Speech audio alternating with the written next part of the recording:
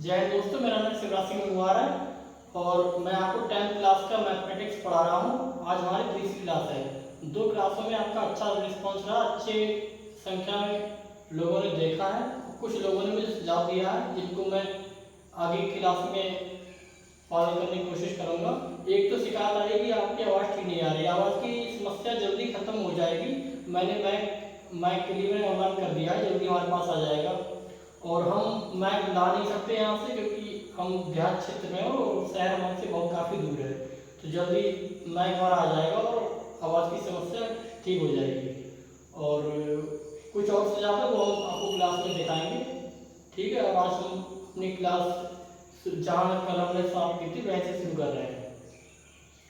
और आपको बताना चाहता हूँ कि मैंने गणित मैंने आईआईटी का एग्ज़ाम दिया, उसमें जेईई मेन मेरा पास हो गया था, एडवांस रह गया था। तो ये कोई संकोच ना करे कि कौन टीचर में पढ़ा रहा है।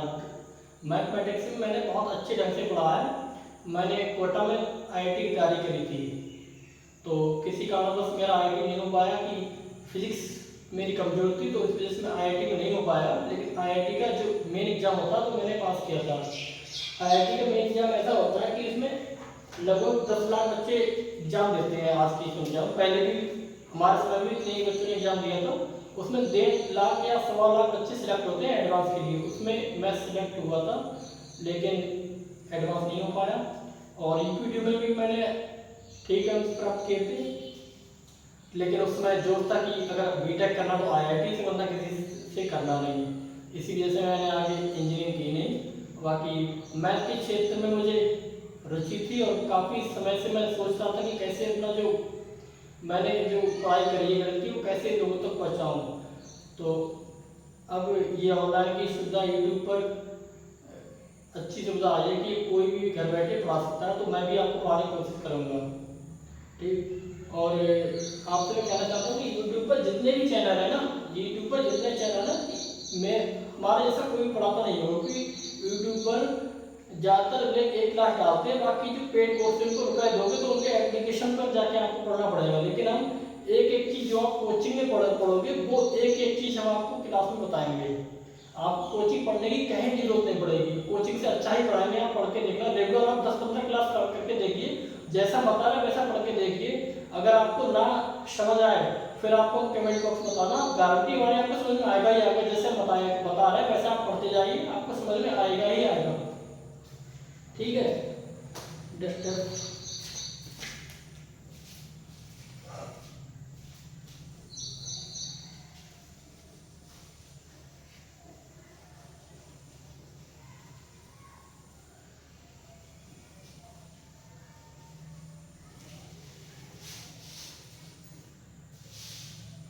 आज हम वास्तविक संख्याएं पढ़ेंगे।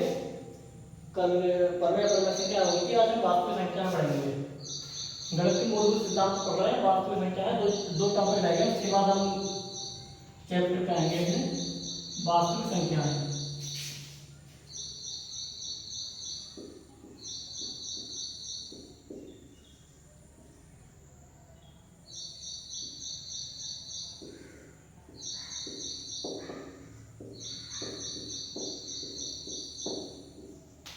वास्तविक संख्या है समस्त परमेय एवं अपरमेय संख्या है, वास्तविक संख्या कहलाती है। समस्त परमेय,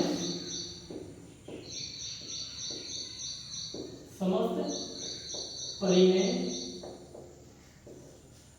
एवं अपरमेय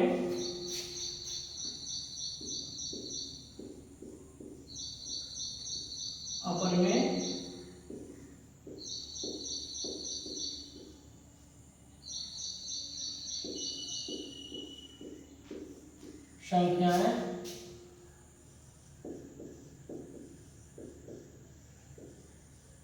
वास्तविक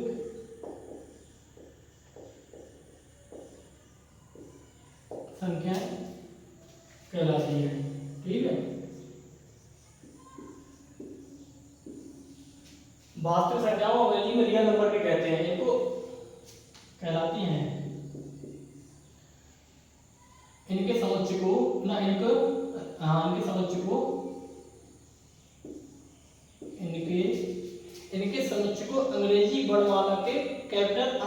व्यक्त करते हैं, इनके समुच्चय को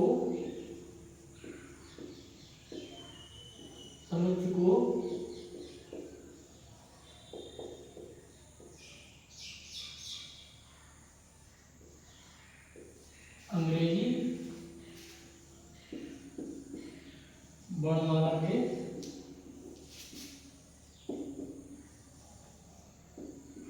से व्यक्त करते हैं, से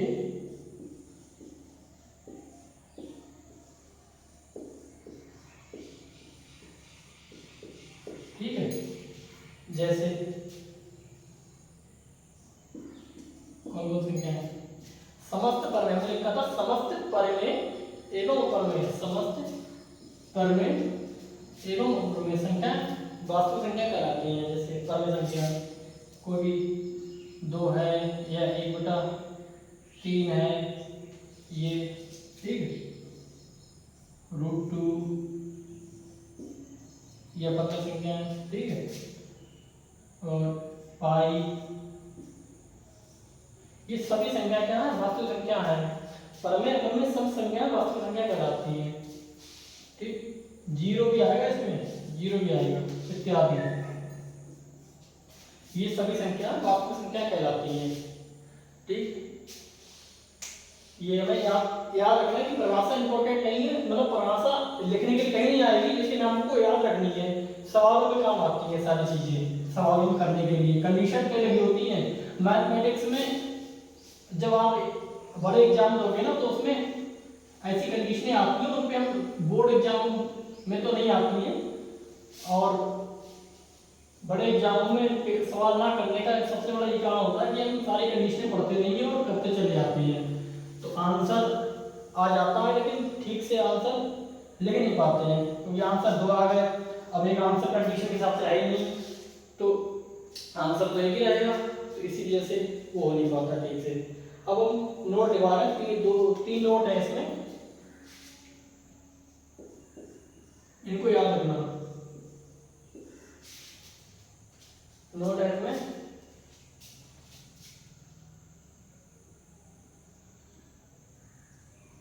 यदि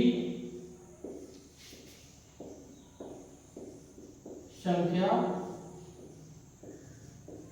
दशमलव के,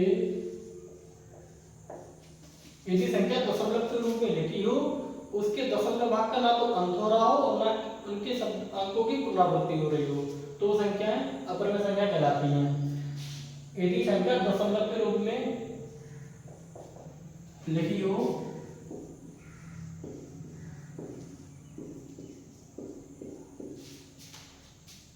तथा उनके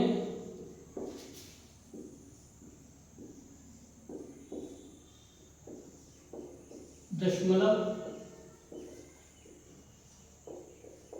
भाग का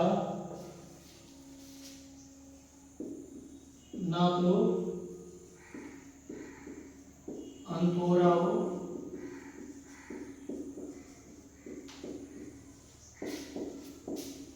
और ना ही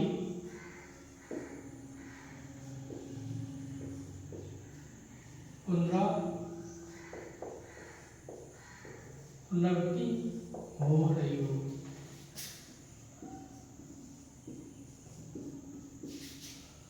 तो अपरिमेय संख्या कहलाती है।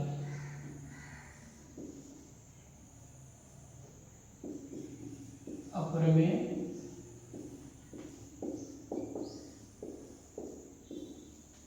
संख्याएं कहलाती है।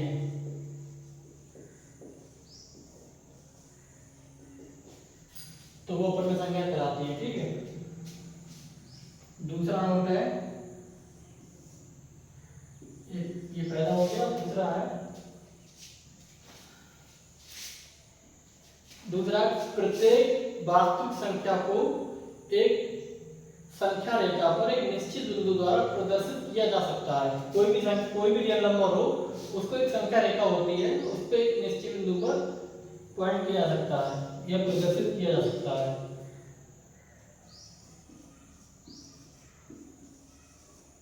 प्रत्येक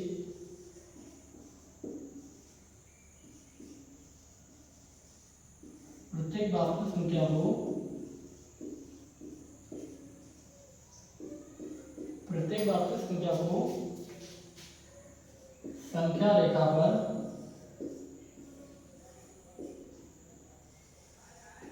एक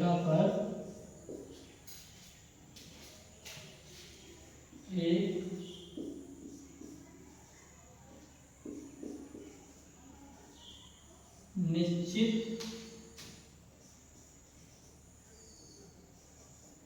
बिंदु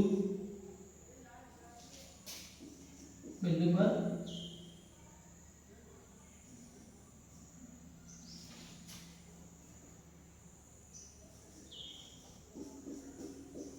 दर्शाया जा सकता है।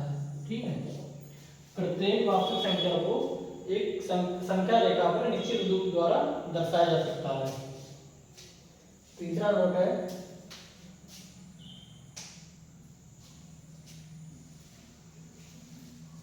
ये सब याद रखने हैं, ये सवालों में काम आएंगे।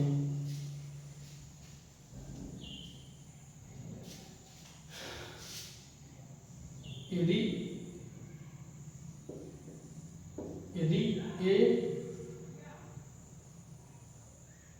ए और बी दो भिन्न वास्तविक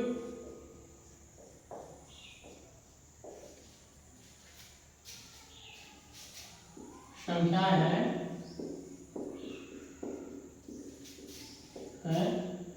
तो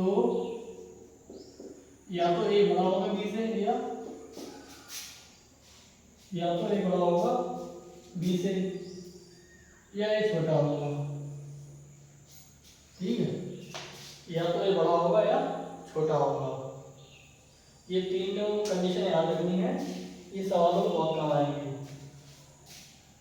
आप स्क्रीनशॉट लेके आप इसे नोट कर लेना, हम इसे मिटा देंगे।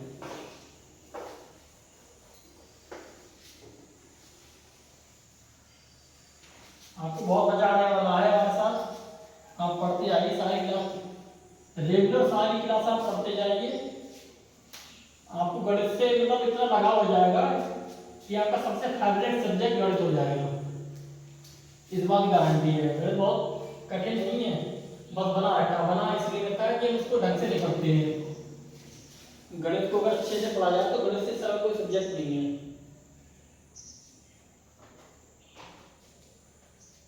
अब हम देखेंगे बहुपदीय व्यंजक।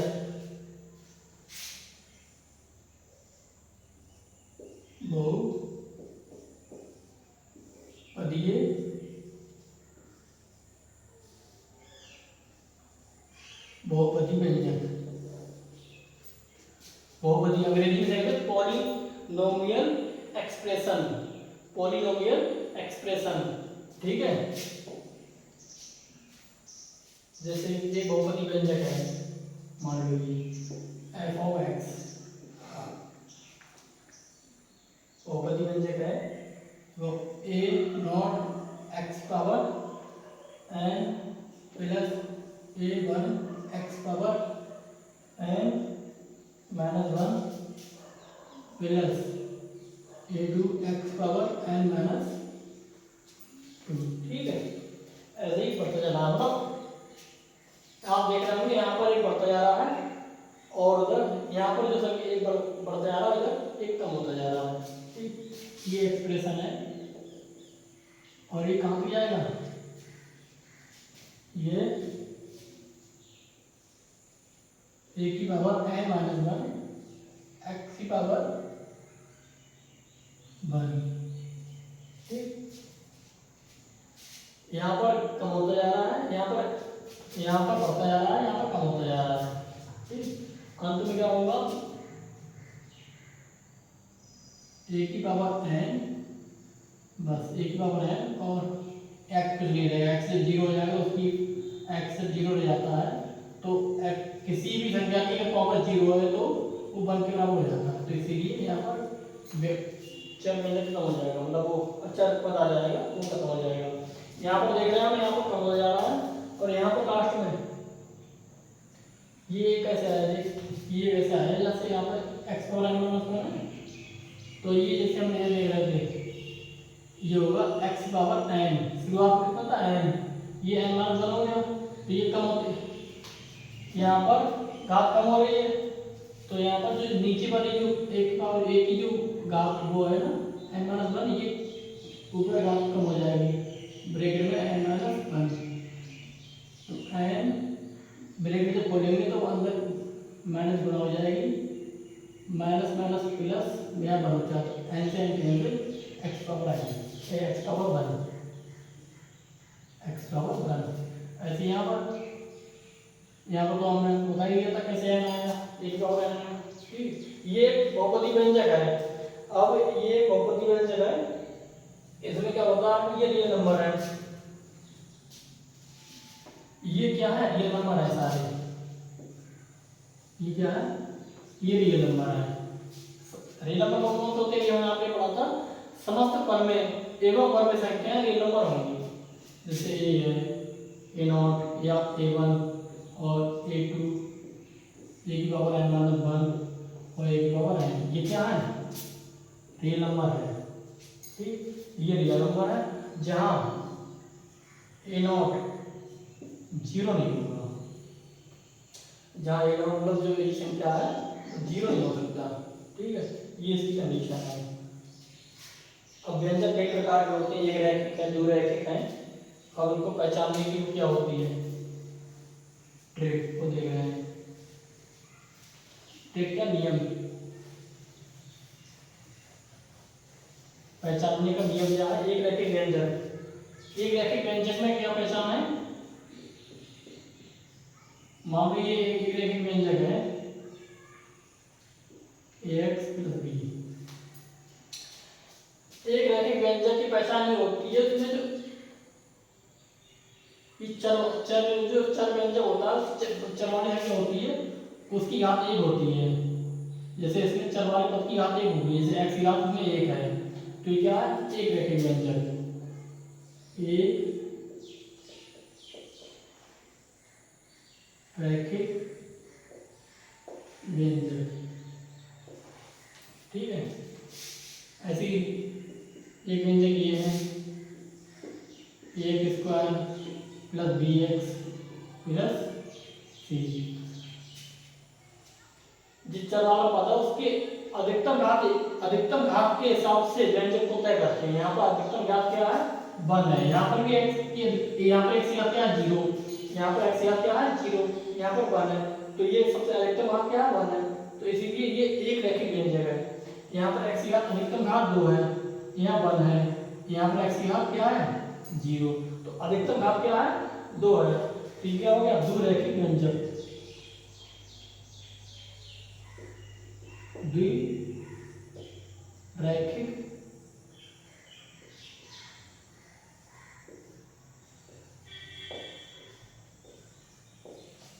द्विरैखिक व्यंजक, ये द्विरैखिक व्यंजक। ऐसे तीन रैखिक व्यंजक जो व्यंजक में अधिकतम घात मतलब चर वाले पद की अधिकतम घात को हिसाब से हम व्यंजक तय करते हैं कि वो एक रैखिक है, द्विरैखिक है, त्रिरैखिक है या बहुरैखिक है, जिसकी घात ज्यादा n हो तो n रैखिक व्यंजक, n घात का मतलब रैखिक व्यंजक, n घात का व्यंजक, ऐसे हम तय करते आते हैं, ठीक है।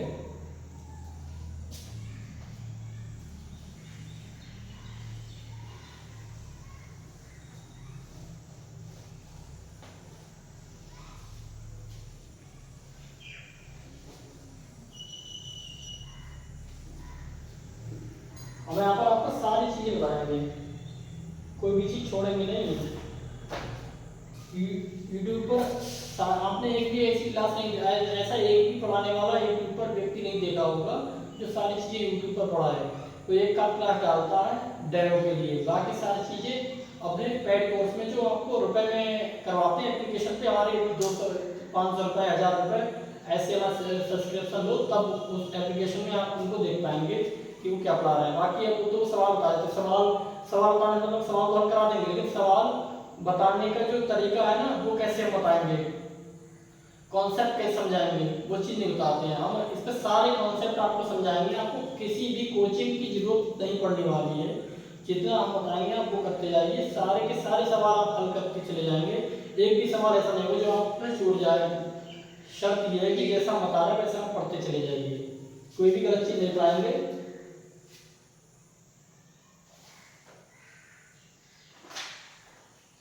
तो हम अगला पढ़ेंगे शेषफल प्रमेय।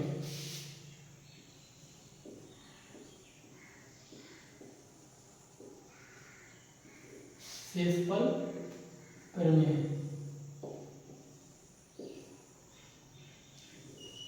शेषफल प्रमेय।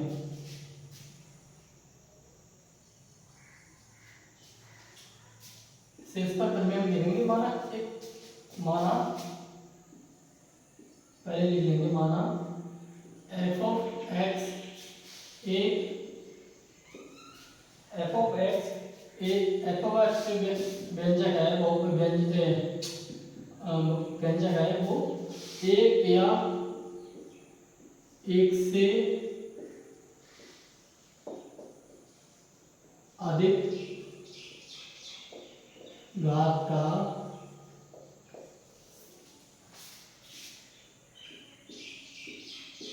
बहुपदीय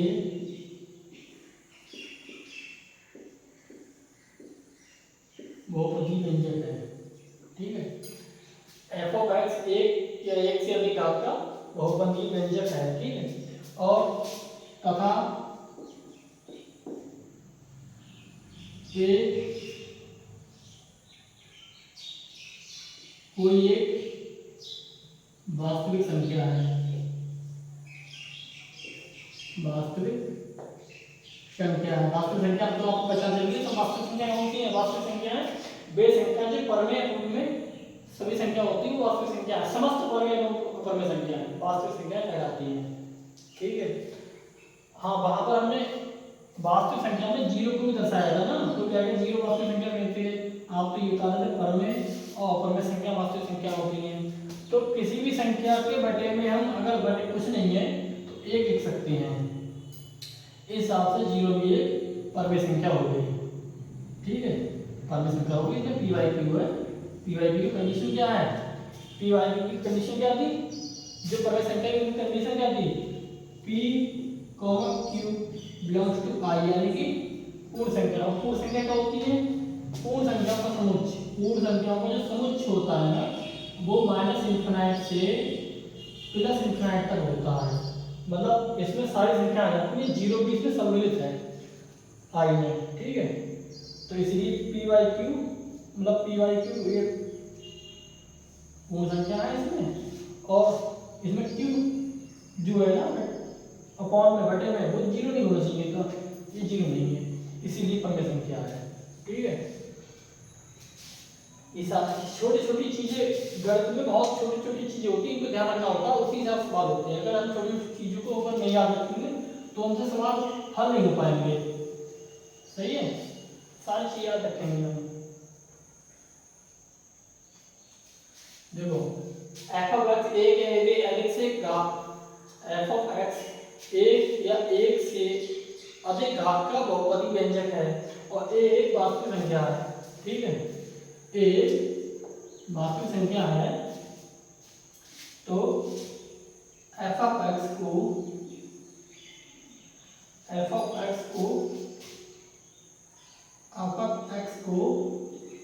एक्स माइनस ए से एफ ऑफ एक्स को एक्स माइनस ए से विभाजित करने पर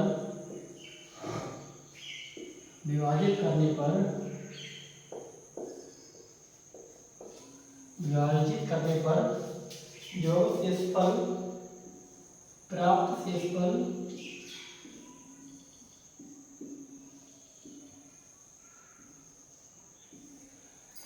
शेषफल एफ ऑफ ए होगा। सवाल बताएं कैसे होगा।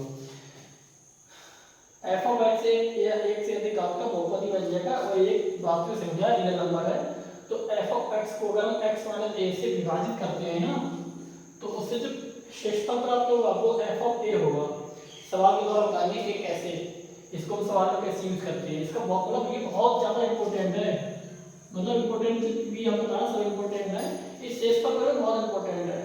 और इस सवाल को कैसे यूज करते हैं, इसको सवाल में कैसे यूज करते हैं वो हम बताएंगे। बहुत इंटरेस्टिंग मतलब शेषफल पर होती है, इससे सवाल बहुत जल्दी सॉल्व हो जाते हैं इस परिभाषा से।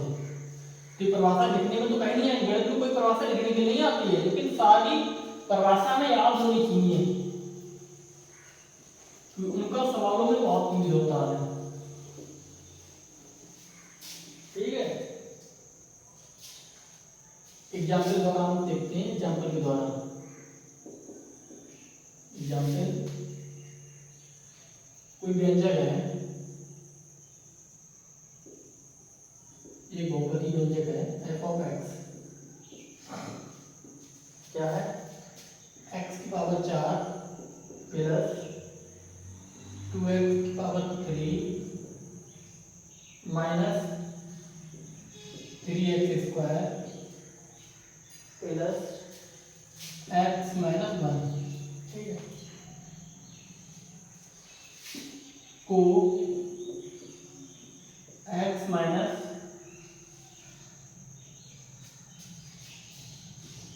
2 से x माइनस 2 से विभाजित करने पर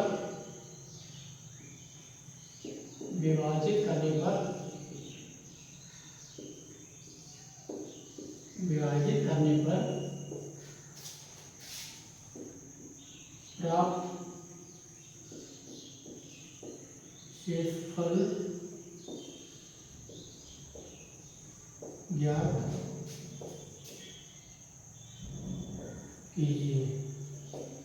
सवाल है, कोई व्यंजक है, ये व्यंजक है, इसको x माइनस 2 से विभाजित करने पर प्राप्त शेषफल ज्ञात कीजिए। हमने शेषफल करने में देखा था, कोई f ऑफ x कोई एक व्यंजक है, इस कोई एक वास्तविक संख्या a है। ठीक है, इस वास्तविक संख्या a है और x माइनस अगर हम a से विभाजित कर रहे हैं तो उसका जो शेषफल प्राप्त होगा वो f ऑफ a होगा।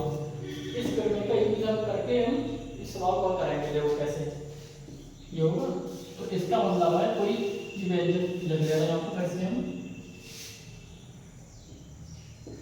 हल। बोर्ड में सारी चीजें लिखनी पड़ती हैं, ये सवाल कैसे हम लिख लेंगे कि कॉपी पर। ठीक है, ये तो कोई क्वेश्चन में क्वेश्चन पेपर में होगा, कॉपी पे ऐसे लिखना पड़ेगा दोबारा से हमें। x minus 4 plus 2x 3 minus 3x square x minus 1। ठीक, इसको हम x माइनस 2 से विभाजित कर रहे हैं, तो इसका मतलब शेषफल प्राप्त करना है। शेषफल कैसे प्राप्त करेंगे, x माइनस a से विभाजित करने पर तो ये शेषफल ही प्राप्त हो रहा था। इसी प्रकार हम हमारा शेषफल जो होगा f ऑफ 2 होगा, ये हमारा शेषफल प्राप्त होगा।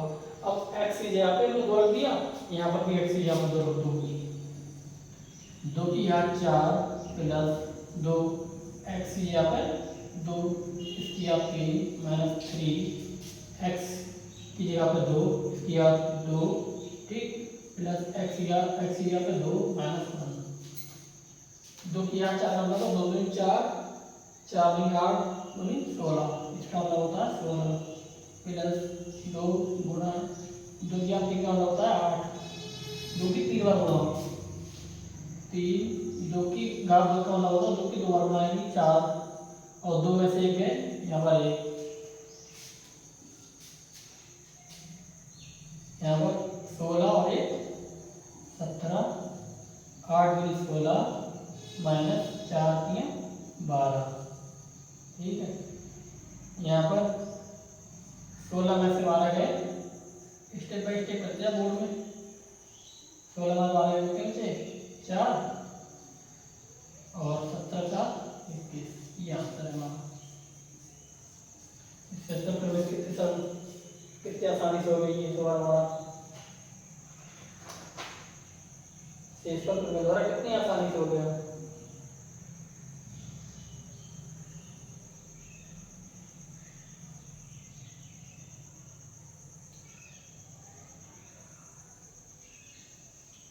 ठीक है,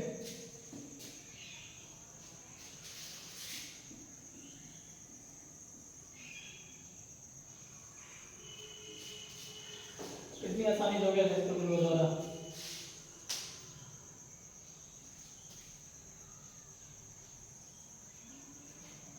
और 16 और ये -4 ये हमारा ठीक है।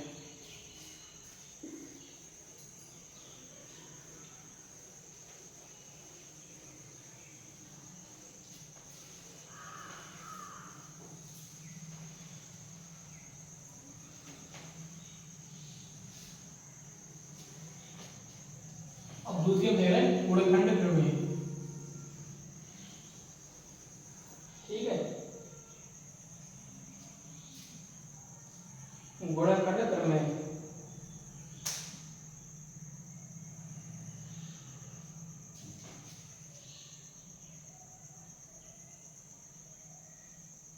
गुणनखंड प्रमेय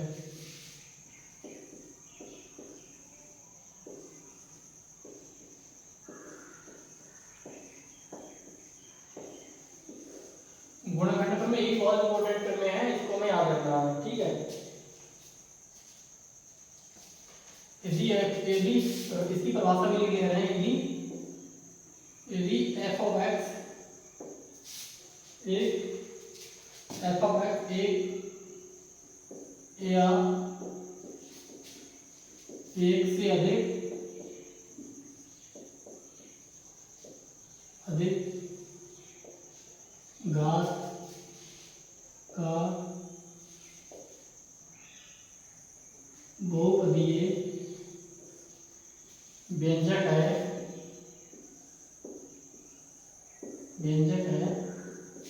ठीक है, और तथा ए कोई वास्तविक संख्या तथा ए कोई वास्तविक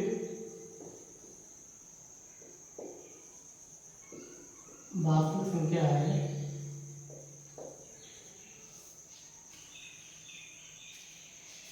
ये भी वास्तविक संख्या है। गुणनखंड प्रमेय ऐसी ये है, तो f of x एक या एक से अधिक घात का बहुपदी व्यंजक है, ये कोई वास्तविक संख्या है, तो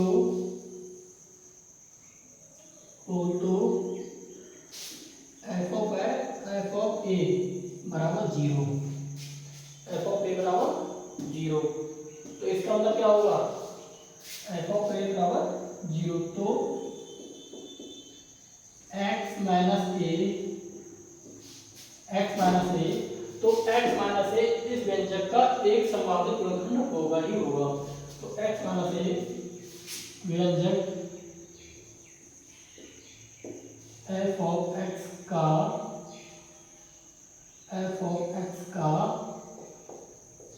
एक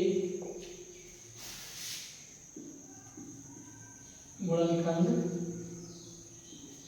होगा।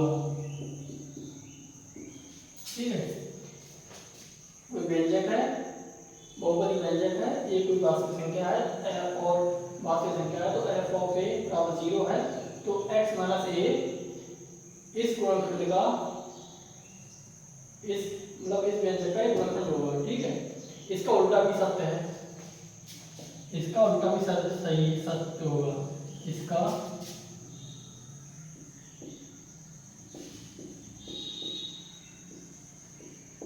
विलोम भी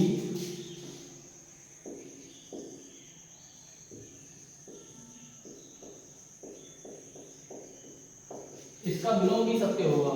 इसका विलोम भी सत्य होगा। जैसे यदि x माइनस a व्यंजक f of x का एक गुणनखंड है, तो f of a बराबर 0 होगा। बहुत इम्पोर्टेंट, बहुत महत्वपूर्ण प्रमेय है। कोई व्यंजक है, a कोई वास्तविक संख्या है, f of a बराबर 0 है, तो x माइनस a व्यंजक का एक गुणनखंड होगा। इसका विलोम भी सत्य है। यदि x माइनस a इस व्यंजक का एक गुणनखंड है तो f of a equal to 0 होगा। ये बहुत इंपॉर्टेंट है, सवालों को बहुत उपयोग होता है, सवालों कैसे उपयोग होता है और आपको सवाल करके बताएंगे। ठीक है, इसको आप नोट करते जाना, हम बार बार आपको नहीं बताएंगे, नोट करते जाना, खुद नोट करते जाना और स्क्रीनशॉट ले लेना अगर आप लगातार पढ़ रहे हैं तो, और नहीं तो आप वीडियो को रोक रोक के इसको नोट कर लेना, फिर आगे बढ़ना, जैसे आपको सुविधा हो वैसा करना। पढ़ना आपको है, लिखोगे तो हमेशा याद रहेगा, आपके काम आएगा।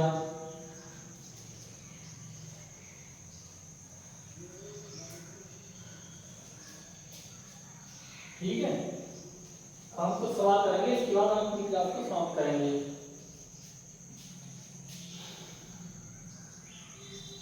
एग्जाम्पल, ज्ञात कीजिए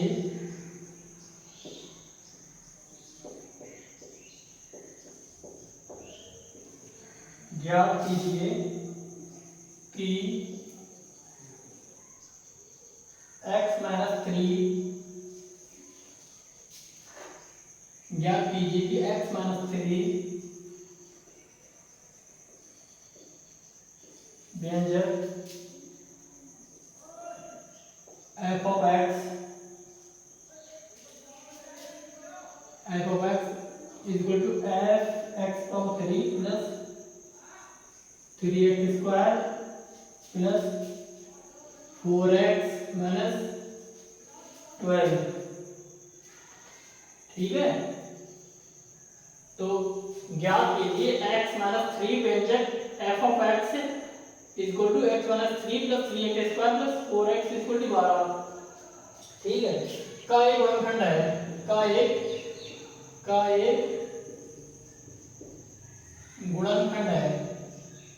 गुणनखंड है या नहीं।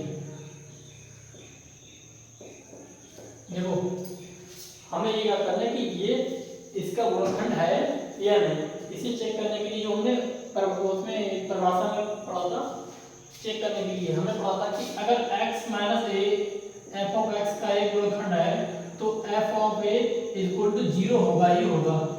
ये सिद्ध करने के लिए हम देखेंगे f ऑफ 3 इक्वल टू 0 है या नहीं। अगर 0 है तो ये इसका एक गुणनखंड है, अगर 0 नहीं है तो इसका एक गुणनखंड नहीं होगा। ठीक है,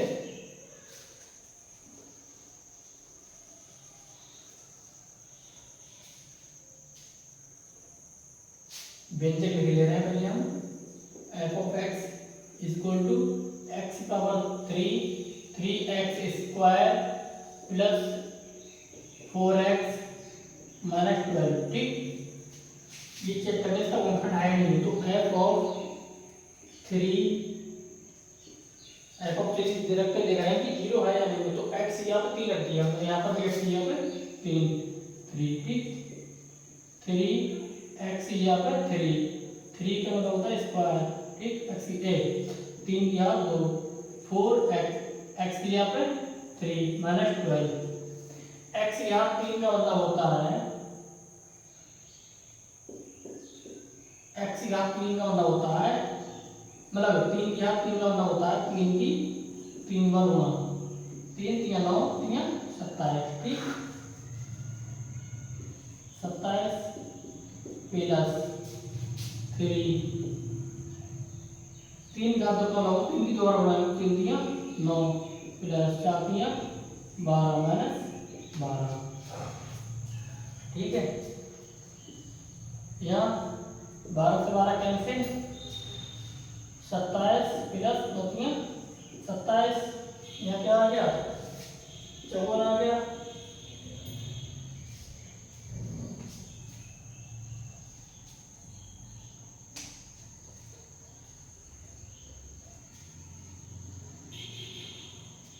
सॉरी यहाँ पर माइनस है, ये यहाँ पर माइनस है, यहाँ पर माइनस है, माइनस तो अगर माइनस प्लस हो तो उसकी गुणनखंड नहीं है, यहाँ पर माइनस है।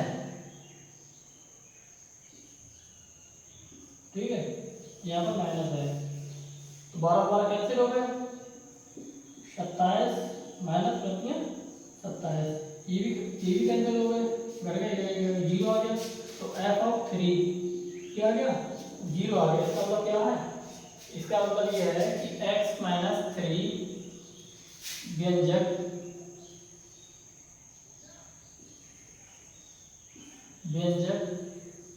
F of x equal to x power 3 minus 3x square plus 4x minus 12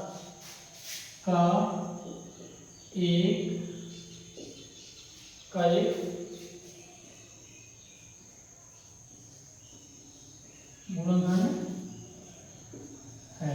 ठीक है, ये हमें देखना होता है नीचे जाकर बोर्ड में नंबर तो मिलते हैं, जब आप सही से लिखते हैं उसे। यहाँ पे नहीं छोड़ना, एक लाइन ये लिखना है, अगर ये एक लाइन और लिख दोगे तो नंबर पूरी मिलेगी, कोई काटेगा नहीं। ये नोट कर लेना, इसकी शॉर्ट लेके जैसे ही आपकी सुविधा हो वैसे कर लेना।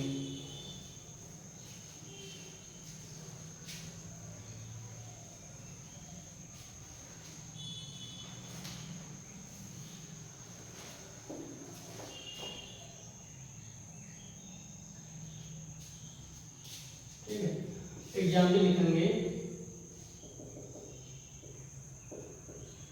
यदि x प्लस 3 व्यंजक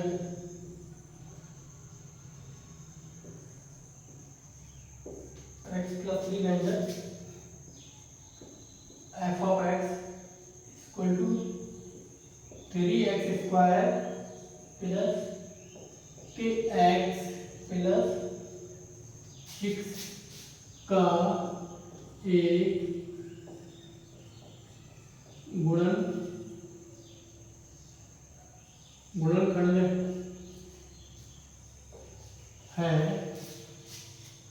गुणनखंड है, तो k का मान ज्ञात करो। ठीक, अगर ये इसका गुणनखंड है तो k का मान ज्ञात करो। तो वैसे ही हमें ज्ञात करना होता है, वहां से पेपर पट रखी है। ठीक, उसी का उपयोग करेंगे।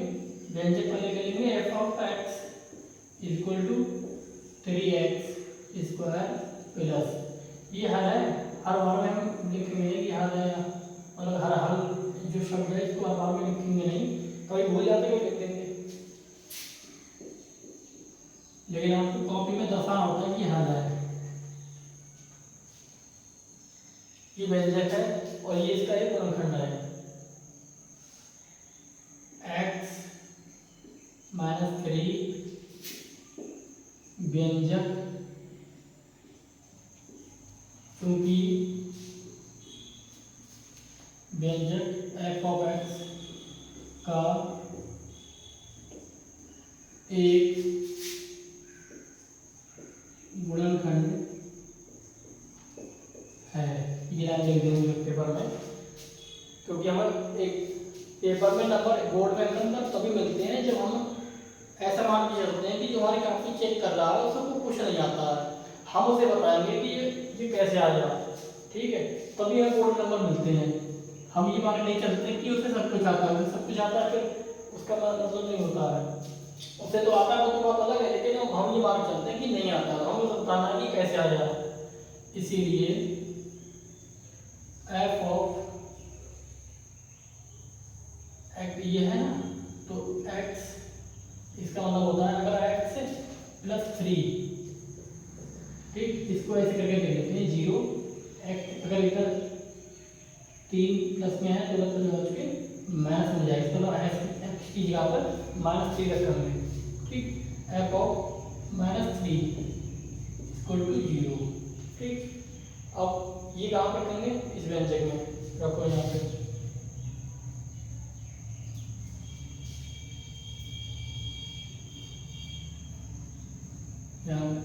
f of minus 3 3x minus 3 plus के x यहाँ पर माइनस 3 प्लस 6। ठीक, f of minus f of a 0 होता तो f ऑफ माइनस 3 ये क्या हो जाएगा 0 इक्वल टू 3 माइनस 3 की 2 बार गुणा, -3 गुणा -3, माइनस माइनस गुणा प्लस, 3 दिया 9, ठीक। ये माइनस प्लस -3k प्लस 6, इसको वैसे लिख लेंगे हम 3 9 दिया 27 -3k प्लस 6 इक्वल टू 0। अब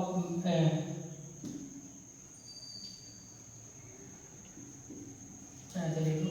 अब -3k को इधर ले आएंगे हम, तो ये क्या हो जाएगा 3k प्लस का 3k, 27 बच्चे 7 6 13, कितने हो गए 33, k इक्वल टू 33/3, यहाँ गुणा में है नीचे पहुंच जाएगा भाग में, आंसर इज 11, k का मान कितना आ जाएगा 11, ये आंसर है, ठीक।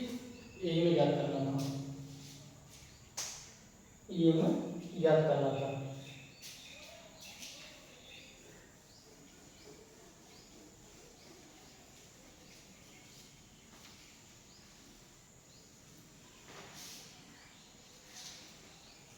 आगे से स्क्रीनशॉट लेके हम सवाल को हल कर लेना कॉपी पे अपने।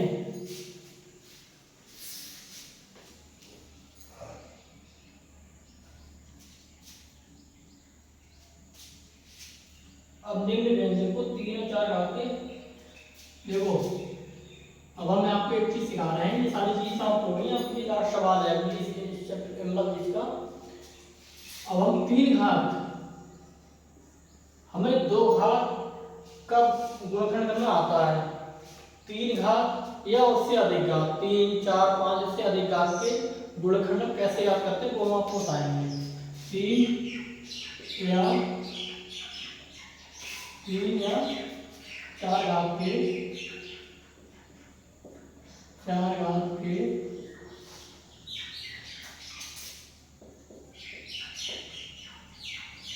बहुपदीय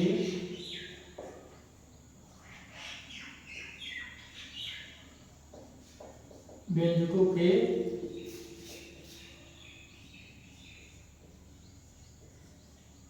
गुणनखंड कैसे याद करेंगे। देखो हम डायरेक्ट सवाल से बताएंगे, इसको सवाल से ही सीखा जा सकता है।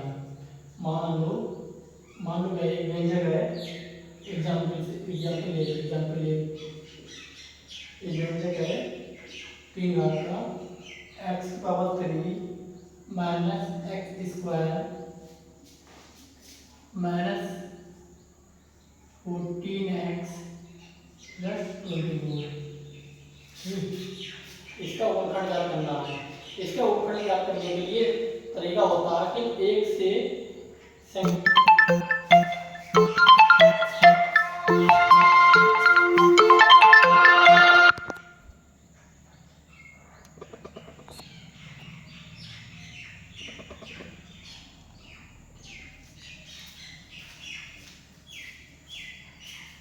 इसको ज्ञात करने के लिए क्या करेंगे, एक रखेंगे। पहले हम एक्स में क्या रखेंगे 1 2 3 ये संख्या रखते जाएंगे, और जिस संख्या पे ये संख्या 0 आ जाए वो इसके एक गुणनखंड आ जाएगा। अगर हमारे पास एक इसका गुणनखंड आ जाए तो इसके हम अन्य 2 गुणनखंड है वो भी हम ज्ञात कर लेंगे। अगर x 3 घात का बहुपदी व्यंजक है, इसका मतलब उसके 3 गुणनखंड होंगे। हम एक गुणनखंड ऐसे ज्ञात करेंगे, और जब हमारे पास किसी भी व्यंजक का एक गुणनखंड हमारे पास हो तो उसके अन्य गुणनखंड हम ज्ञात कर सकते हैं। कैसे कर सकते हैं देखो, हम x यहाँ पे 1 रख के देखते हैं, x यहाँ पे 1 रख के देखो, यहाँ पे क्या आता है x की पावर 3 मतलब 1 की पावर 3, यहाँ पर 1 की पावर 2 माइनस 14 इंटू 1 प्लस 24, ठीक 1 माइनस 1 14 प्लस 24, ये 0 नहीं आ रहा, इसका मतलब ये गुणनखंड इसका गुणनखंड नहीं होगा, ठीक है। एक्स यहाँ पे माइनस 2 प्लस माइनस दोनों करते हैं, मतलब एक जो रख रहे हैं प्लस में भी रखेंगे माइनस में भी रखेंगे, अगर 2 रखेंगे प्लस में भी रखेंगे माइनस में भी रख के देखेंगे, दोनों रख के देखेंगे, जिसमें 0 आ जाएगा वहीं पर हम रुक जाएंगे। अब -1 करके देखो, यहाँ पर -1 की घात 3 माइनस -1 की घात 2 14 प्लस 14 इंटू -1 प्लस 14। ठीक, यहाँ पर घात, इसका मतलब होता है -1 3 बार 1 minus minus plus minus minus, यहाँ पर प्लस हो जाएगा, लेकिन ये माइनस से क्या होगा, प्लस माइनस माइनस प्लस 14 इसके बराबर भी 0 नहीं आ रहा है। ठीक, हम 2 रख के देखेंगे f(2), ठीक है, f(2) रख के देखेंगे तो 2 की जगह पर 2 की घात 3 माइनस 2 की घात 2 माइनस 14 इंटू 2 प्लस 24। ठीक है, 2 की 3 बार बनाया मतलब 8 4 14 दूनी 28 प्लस 24। ठीक है, अब हम प्लस की संख्या को जोड़ लेंगे, माइनस की संख्या को जोड़ लेंगे। 24 और 8 जो प्लस के 8 4 12 यानी 32, 8 4 12 तो 1 3 32, और ये 28 4 32, ये प्लस का 32, ये माइनस का 32 कैंसिल, यानी कि f(2) बराबर 0 आ रहा है। इसका मतलब है x - 2। हमने गुणनखंड प्रमेय में देखा था कि अगर कोई संख्या अगर f(a) = 0 है तो x - a इसका एक गुणनखंड होगा। f(2) 0 तो इसका x - 2 इस व्यंजक का एक गुणनखंड होगा। ठीक है, हम इतना सब मिटा रहे हैं और आगे का सवाल बता रहे हैं। ठीक है,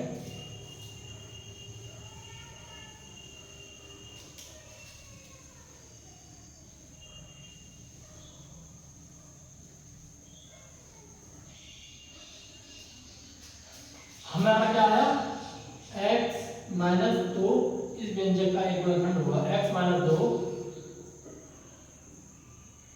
व्यंजक f(x) का एक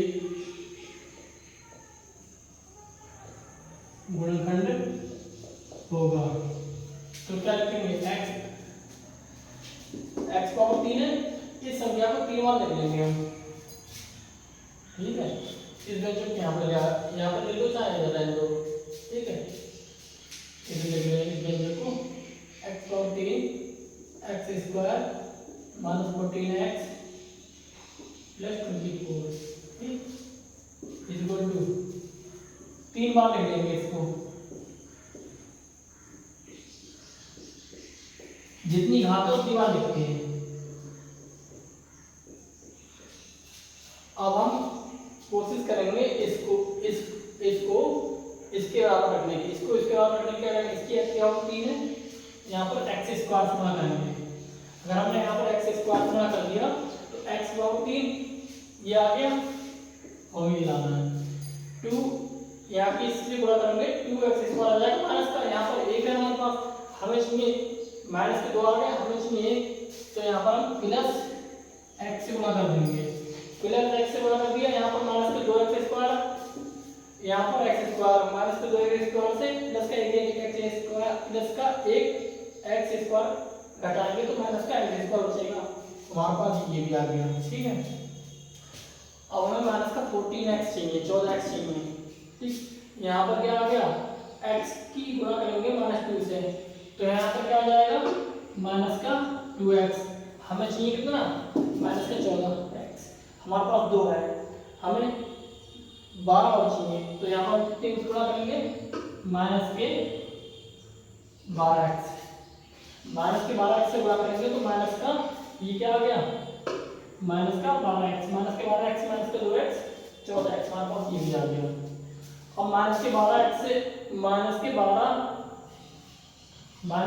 से माइनस के 2 से गुणा करेंगे, माइनस माइनस प्लस 12 दूनी 24, हमारे पास ये भी आ गया। इसका मतलब जो हमने लिखा है वो सही है। ठीक, अब ये सब में क्या कॉमन है, एक्स माइनस जो कॉमन है ये कॉमन ले लिया। यहाँ क्या बचा एक्स स्क्वायर, यहाँ क्या बचा एक्स माइनस का 12, ठीक इतना बचा। अब हम इसके गुणनखंड करने जानते हैं, इसका नहीं जानते थे लेकिन इस दो घात की गुणनखंड करने को हम जानते हैं, हमने पिछली कक्षा में पढ़ा था, नाइन्थ पढ़ा होगा आपने, ठीक है। इसके गुणनखंड करने जानते हैं, नहीं जानते तो हम फिर से बता दे रहे हैं, ठीक। X minus 2 minus x square plus x minus का 12, इसका अगर जो चार संख्या इसको देखते हैं ये क्या है माइनस का 12, माइनस के 12 का मतलब है यहाँ पर प्लस की एक्स है, माइनस के 12 के ऐसे गुणनखंड जिनका इस माइनस से देखते हैं घटाने पर एक्स आए, एक आए, घटाने पर एक आए, एक एक्स है ना एक आए, इसका मतलब होता है 4 गुणक 3 4 नहीं होगा, वो सब कुछ लिखते हैं इसमें बोर्ड में एक लाइन लिखते हैं कि एक्स स्क्वायर 4 माइनस 3 घटाने पर एक आया, ठीक इंटू एक्स माइनस का 12, ठीक है। X minus 2 x square x के अंदर क्या कर देंगे 4x 3x माइनस का 12, ठीक है। एक सेकेंड,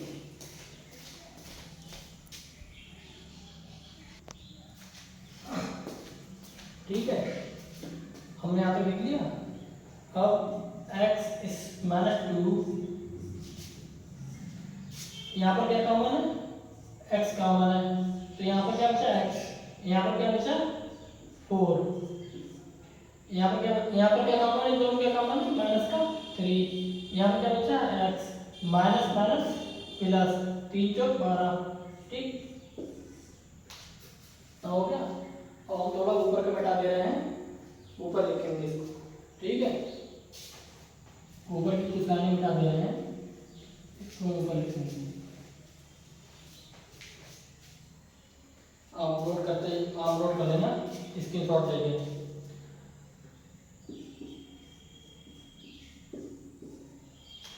यहाँ पर क्या इन दोनों क्या कॉमन है, इन दोनों का कॉमन है x प्लस 4, ठीक। यहाँ क्या बचा x, यहाँ क्या बचा माइनस का 3, ठीक है। x माइनस 2 अब क्रम ले लेंगे x माइनस 3 और x प्लस 4, यह देख इसका गुणनखंड करना आ गया, हम इसके 3 गुणनखंड में ज्ञात करने थे, हमें कोई सा एक गुणनखंड करना चाहिए था। एक गुणनखंड ज्ञात करने का नियम वही है, हम एक से संख्या रखना शुरू करते हैं प्लस माइनस दोनों में, जिस पे 0 आ जाए वो कहीं रुक जाते हैं, वो उसका एक संभावित गुणनखंड होगा। जब हमारे पास एक गुणनखंड आ जाता है फिर इसको ये कैसे बताया, दोबारा से वीडियो को देख लेना, ठीक है कैसे बनाया हमने, ऐसे मतलब इसको इसके बराबर हमें बनाना पड़ता है, बना दिया उसके बाद जो कॉमन तो कॉमन लिया, उसके बाद उसके गुणनखंड दिए, गुणनखंड का हमारे पास तीनों गुणनखंड आ गए। आगे के सवाल हम कल देखेंगे, 4 घात के गुणनखंड भी निकालना हम आपको बताएंगे, आगे के सवाल हम कल देखेंगे। आज की क्लास थोड़ी लंबी हो गई है, कोई बात नहीं आप देखना, और लंबी क्लास से परेशानी मत लेना, आपका ही फायदा है कि जब हम ज़्यादा से ज़्यादा सिलेबस कम समय में निपटा सकते हैं, ठीक है। और हमारे चैनल को सब्सक्राइब करें और लोगों में शेयर करें और बेल आइकन को दबा दें ताकि जो हम नई क्लास बनाए वो सबसे पहले आपके पास पहुंचे, ठीक है। धन्यवाद, जय हिंद।